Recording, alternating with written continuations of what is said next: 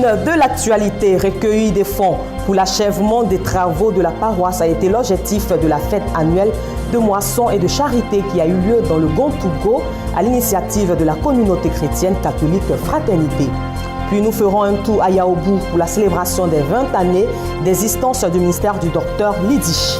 Nous reviendrons à Abidjan pour nous intéresser de plus près à la semaine glorieuse organisée par l'Église glorieuse. Une semaine dédiée à l'Éternel Dieu avec en prime une collecte de fonds pour la construction de son temple. Et enfin, nous refermerons ce journal à Kigali où nous parlerons de l'entrée de l'opposition au Parlement rwandais. Voilà pour les titres. Mesdames et messieurs, merci de suivre le journal de la première chaîne chrétienne panafricaine, Béni TV. Dans le Gontougo, recueillir des fonds pour l'achèvement des travaux de la paroisse, c'est le sens même de la fête annuelle de moisson et de charité qui a eu lieu récemment dans le village de Ouaté, dans le département de Kounfao, à l'initiative de la communauté chrétienne catholique Fraternité. Anissé Kouadio, notre correspondant dans la localité, nous en dit un peu plus.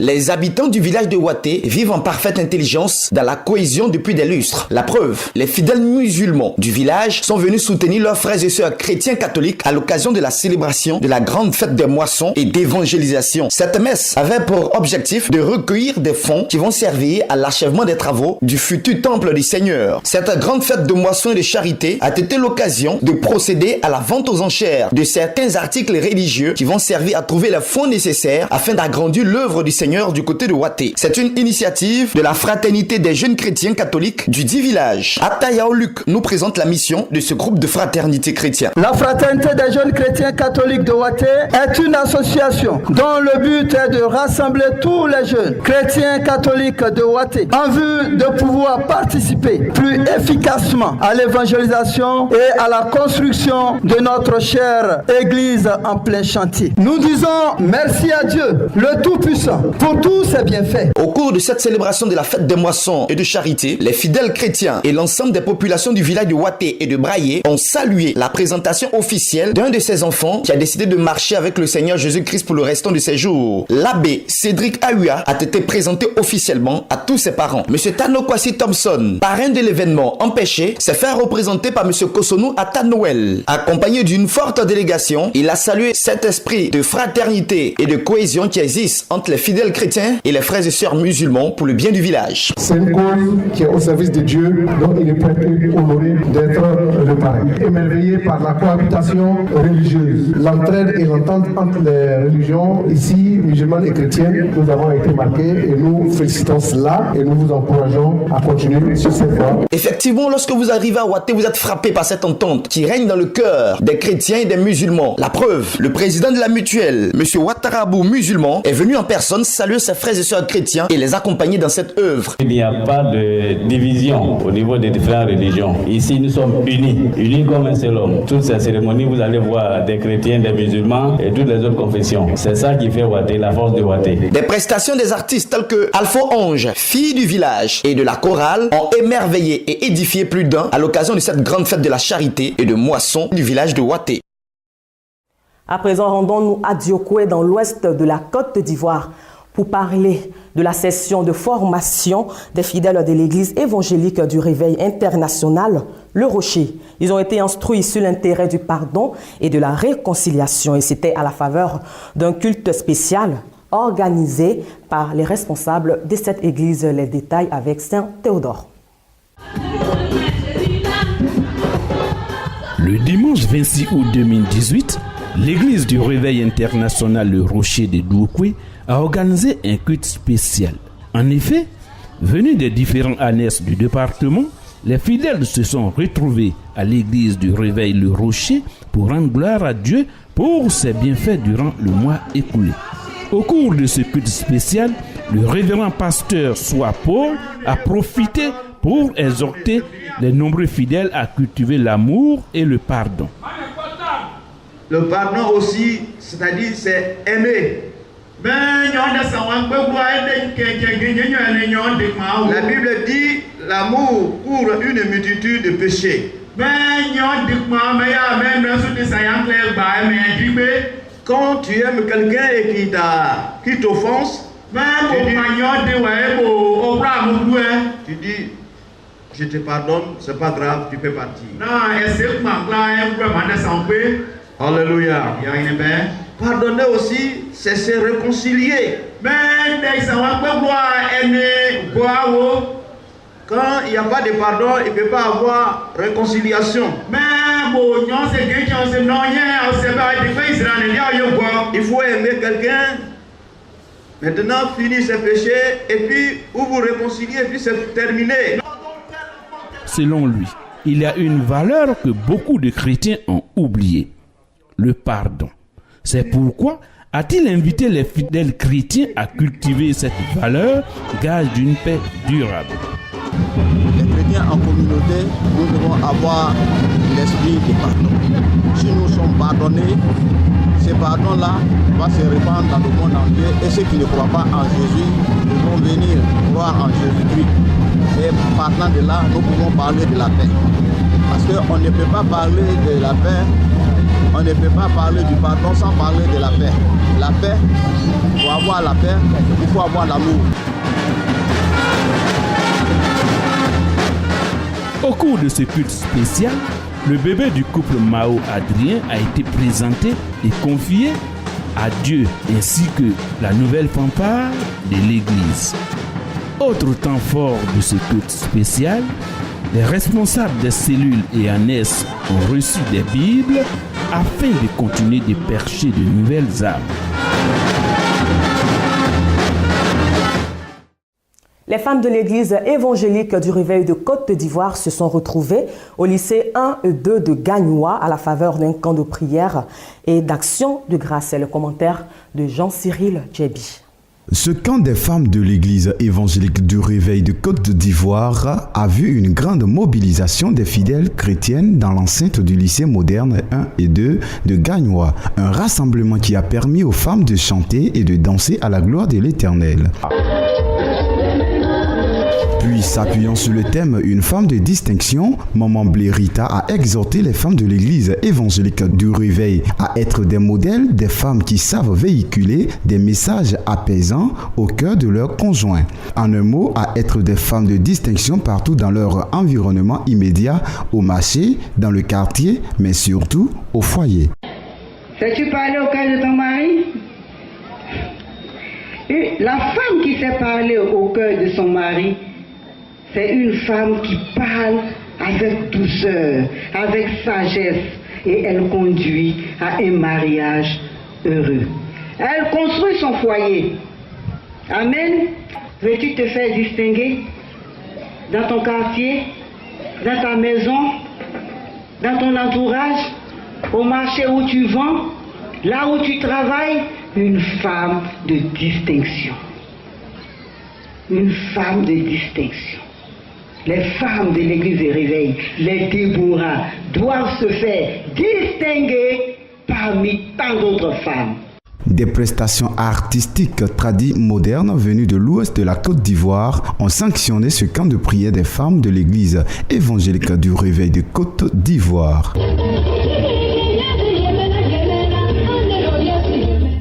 Attenda dans le Gontougo pour dire sa première messe d'action de grâce et de reconnaissance à l'Éternel, l'abbé Jean-Didier Kefa Mamadou a choisi la paroisse Saint-Joseph Travailleur de Guiendé, nous dit Anissé Kouadio.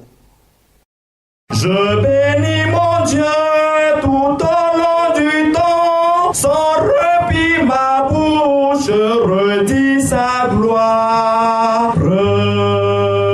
Ce chant pour exprimer sa gratitude à l'Éternel de lui avoir permis d'être consacré prêtre du Seigneur Jésus-Christ. C'est devant parents, amis, leaders ecclésiastiques que l'abbé Jean-Didier Kefa Mamadou a dit sa première messe d'action de grâce à l'église Saint-Joseph Travailleur de Djendé. Le père Jean-Didier Kefa Mamadou a rendu un hommage très vibrant à tous ceux qui l'ont soutenu. Merci à vous tous qui de près ou de loin qui m'aviez soutenu à travers vos prières, vos conseils avisés et remarques judicieuses et également à travers vos dons en nature et en espèces tout au long de mon parcours au grand séminaire jusqu'à ce jour où ensemble nous rendons grâce à Dieu de m'avoir associé au sacerdoce de son fils Jésus-Christ. Monseigneur Benoît Kwasi, administrateur du diocèse de Bondoukou, a tenu à louer les mérites de l'un de ses collaborateurs. Nous travaillons ensemble et je sais ce que tu apportes au diocèse avec ton savoir-faire, ton intelligence, ta mémoire, tu apportes tout.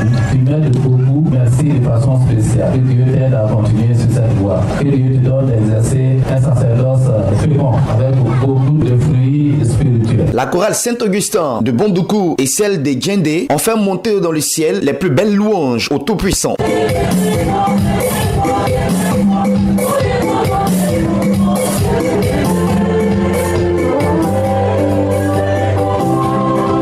Certains leaders ecclésiastiques, des amis d'exprimer leurs sentiments vis-à-vis de l'abbé Jean-Didier Kefa Mamadou. Je lui souhaite tout le meilleur pour le futur sacerdoce. Qu'il soit un bon missionnaire et qu'un jour, qu'il ait la récompense du bon serviteur. Je souhaite pour lui d'être un bon pasteur.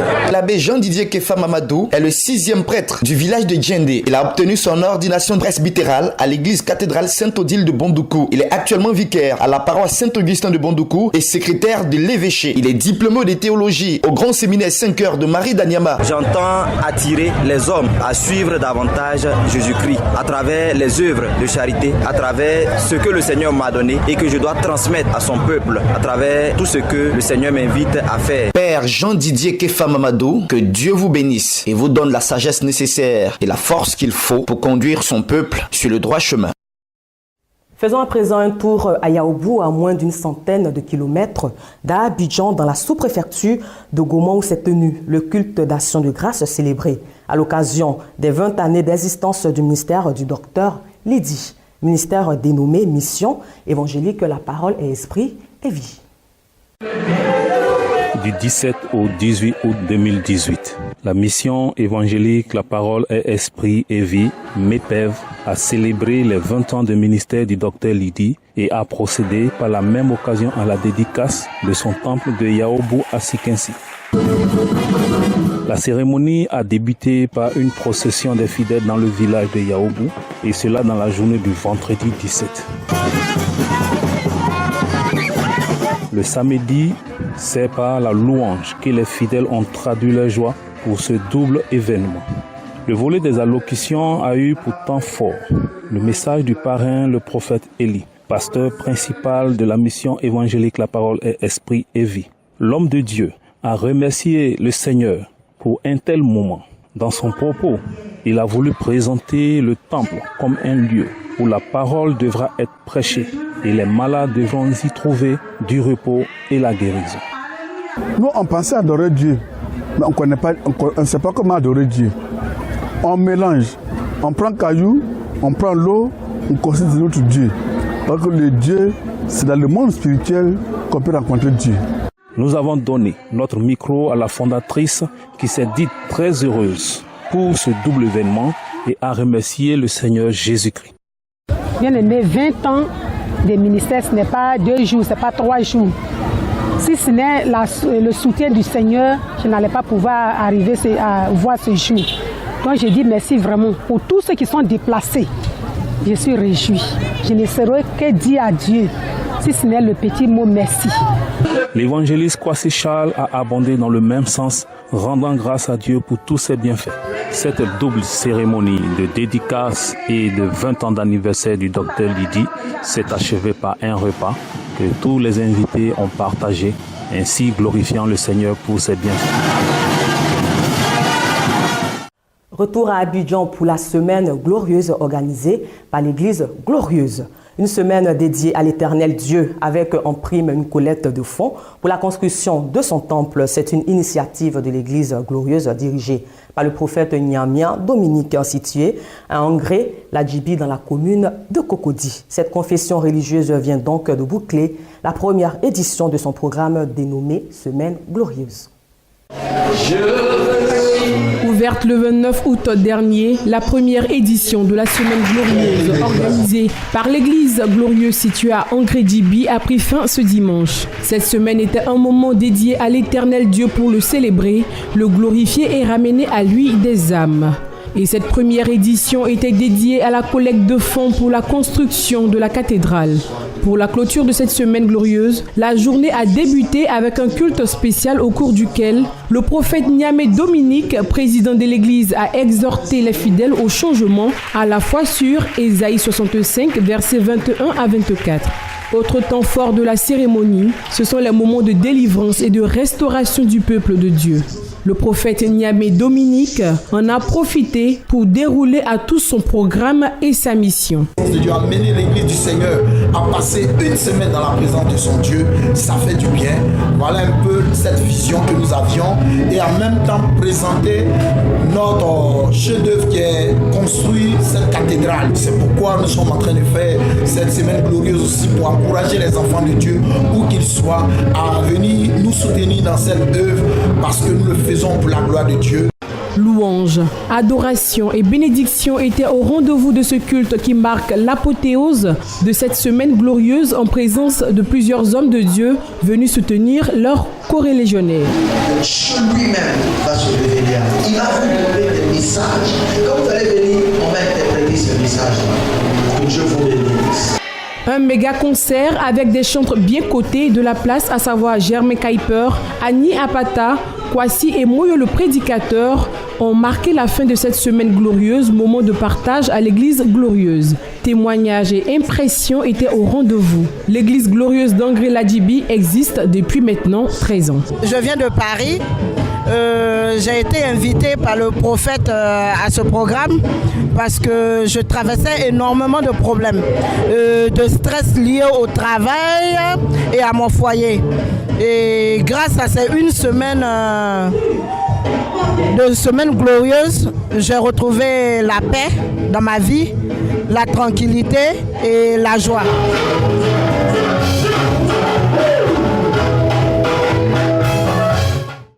Un mot de société, inauguration d'une cantine scolaire, de l'eau potable pour les populations du village de CP, situé dans le département de Tanda. Un système de l'hydraulique villageoise amélioré vient d'être mis à la disposition des populations qui ont salué également l'ouverture de la toute nouvelle cantine scolaire du village.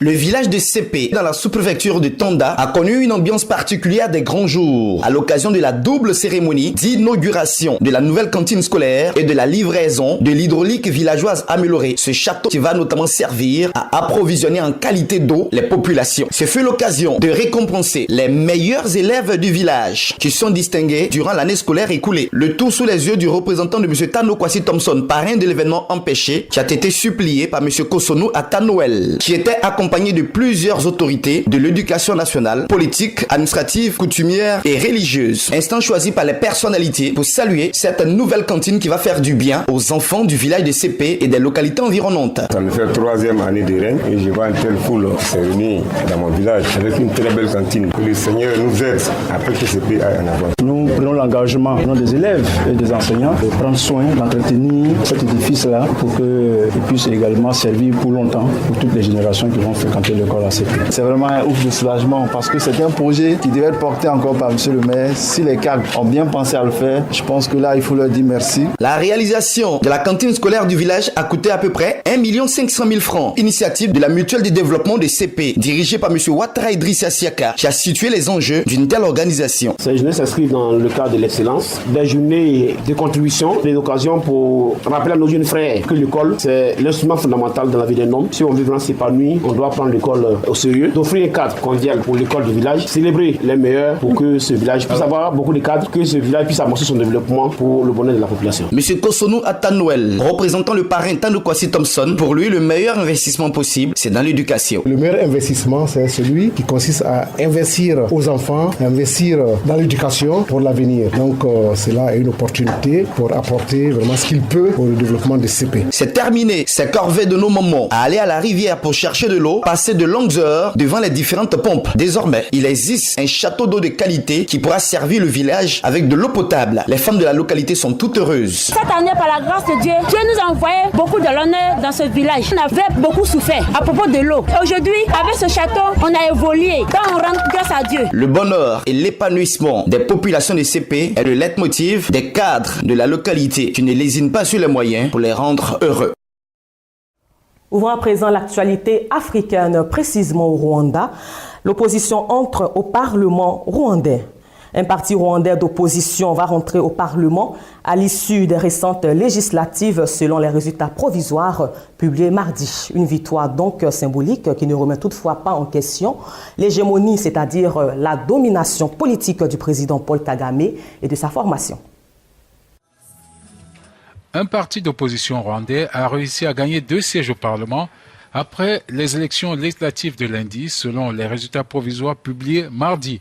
En dépit de cette victoire symbolique, le Fonds patriotique rwandais du président Paul Kagame et ses 7 partis alliés ont recueilli 74% des voix, soit 40% de sièges au Parlement, une légère baisse en 5 ans. Le parti démocrate vert de Frank Habineza, seul parti d'opposition autorisé à participer au scrutin, a obtenu 5% des voix, soit le minimum requis pour obtenir un siège au Parlement.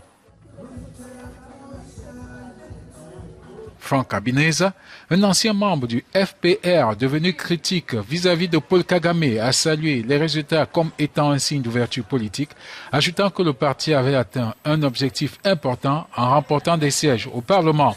Les partis politiques se sont disputés 53 des 80 sièges de députés.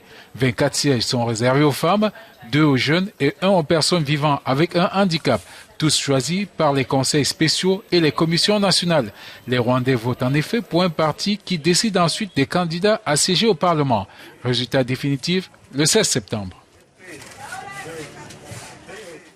Économie au Maroc, Danone cède au boycott et réduit les prix du lait. Le boycott entrepris par des activistes web au Maroc contre certains produits ont fini par porter des fruits. L'entreprise Danone a notamment annoncé mercredi une baisse d'environ 10% sur certaines briques de lait pasteurisé et le lancement d'un format économique. Emmanuel Faber, le patron de Danone, est revenu au Maroc à la suite de la consultation publique lancée par le groupe pour recueillir les propositions des consommateurs après la campagne de boycott visant les produits de Centrale Danone. Cette consultation nous a permis de reprendre contact avec tous les acteurs de la filière, a affirmé Faber, ajoutant que près de 100 000 personnes ont été rencontrées par les salariés du groupe. Faber a dévoilé les nouvelles mesures qui ont été prises par la société. Ces mesures seront appliquées dès la fin de cette semaine. Nous allons introduire sur le marché marocain une nouvelle référence de lait frais pasteurisé. Un lait en sachet vendu à 2,5 dirhams et qui sera demi-écrémé avec 15 grammes de matière grasse, a promis Faber, ajoutant que ce produit est la référence de marché. L'autre mesure, promise déjà lors de la dernière visite, concerne la vente du lait frais pasteurisé à prix coûtant. Nous avons décidé d'ajuster ce prix de notre lait 470 ml, vendu à 3,5 dirhams, à 3,20 dirhams, a-t-il expliqué. La société affirme qu'elle renoncera ainsi à la marge réalisée sur ces produits. Centrale Danone promet également de ne pas changer le prix d'achat du lait chez les éleveurs. Nous ferons un effort en nous réorganisant dans nos dépenses. Concernant la qualité du lait Centrale, la société explique qu'elle ne connaîtra aucun changement. Il y aura 1000 points de contrôle qualité par jour.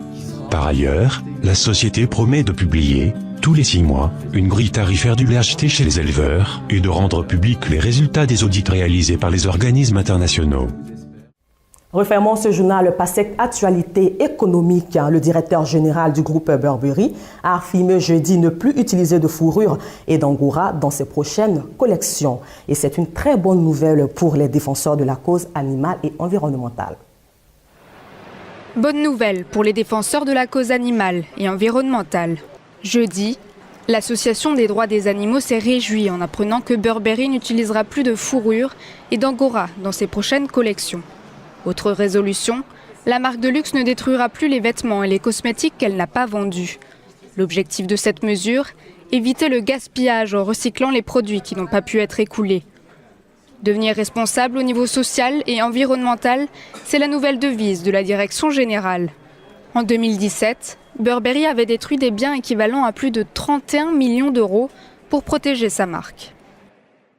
Mesdames et messieurs, merci de votre aimable attention à ce journal qui fut réalisé par Honorine Adam et Corépol. La joie de notre Seigneur Jésus-Christ de Nazareth soit notre force en tout temps et en toutes circonstances. Un excellent week-end à vous, en compagnie bien évidemment de Béni TV, la première chaîne chrétienne panafricaine.